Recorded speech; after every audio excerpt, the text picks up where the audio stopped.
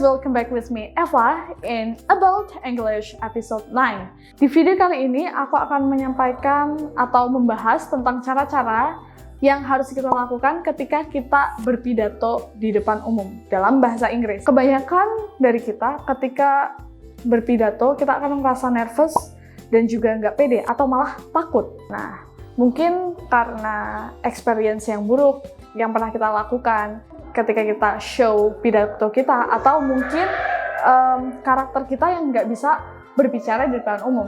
Gimana sih cara-caranya? Let's check this video. Cara yang pertama adalah know your subject. Pahami subjekmu atau topik yang kalian sampaikan ketika ingin berpidato. Ketika kalian sudah memahami apa yang kalian ingin sampaikan kepada banyak orang, kalian akan merasa lebih confident dan juga natural ketika kalian menyampaikan pidato tersebut. Beda lagi ketika kita tidak mempunyai preparation dan tidak paham dan tidak begitu paham tentang apa yang kita sampaikan. Itu akan membuat kita nervous dan juga bingung apa yang harus dibicarakan. Cara yang kedua adalah train your body. Train your body adalah melatih tubuh kita dengan cara berdiri pastinya di atas stage.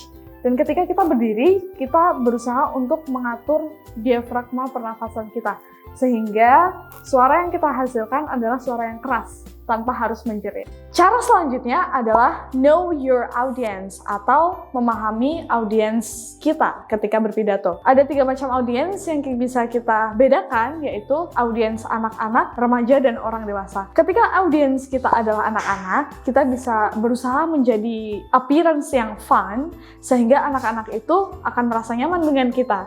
Bisa diselipi game atau mungkin ice breaking ketika kita menyampaikan pidato. Kalau audiensnya adalah orang-orang dewasa, kita harus terlihat meyakinkan sehingga kita akan merasa nyaman dan juga dipercaya oleh mereka. Cara selanjutnya adalah hindari opening yang bertele-tele. Nah, kenapa? Karena opening merupakan pembuka. Maksudnya hal yang harus kita showkan dengan baik. Ketika audiens sudah merasa terkesan dengan opening kita, maka mereka nggak akan malas ketika mendengarkan pidato kita selanjutnya. Nah, di dalam opening, kita bisa menggunakan cara bertanya kepada audiens atau menyampaikan fakta yang hot atau yang viral sekarang, dan juga menyampaikan ide utama di dalam pidato itu, sehingga audiens akan tertarik dengan apa yang ingin kita sampaikan. The next one is smile at the audience, atau memberikan senyuman kepada audiens. Nah, kenapa kita harus melakukan cara itu?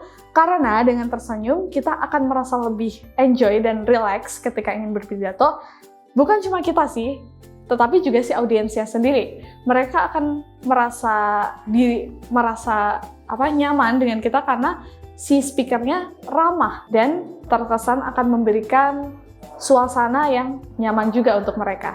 So, don't forget to smile when you are speaking in front of the audience. Cara selanjutnya adalah engage the audience. Nah, engage the audience itu apa sih? Melibatkan si audience. Ketika kita berpidato, kita harus juga melibatkan si audience.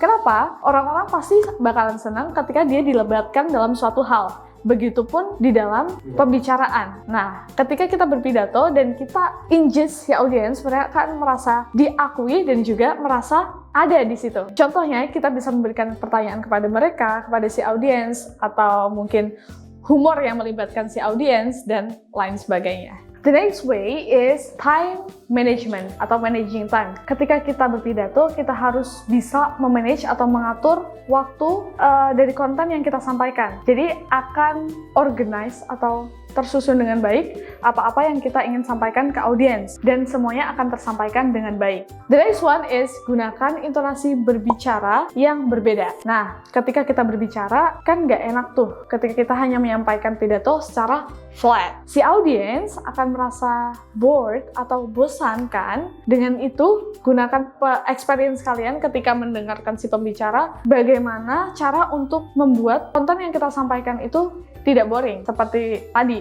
menggunakan intonasi yang berbeda-beda di setiap stressingnya.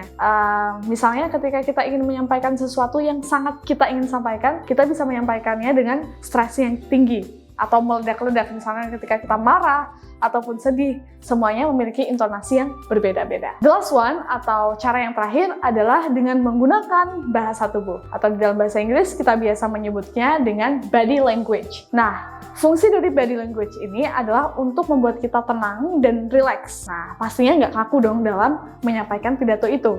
Ketika kita menyampaikan pidato dengan body language, maka akan lebih hidup dan si audiens akan mencerna atau menerima pidato kita dengan baik karena kita memiliki ekspresi yang sangat menarik perhatian mereka dan bisa membuat mereka lebih paham apa yang kita sampaikan. Nah, jadi itu tadi beberapa cara yang bisa teman-teman lakukan ketika berpidato bahasa Inggris di depan audiens. Well, thank you so much for watching this video.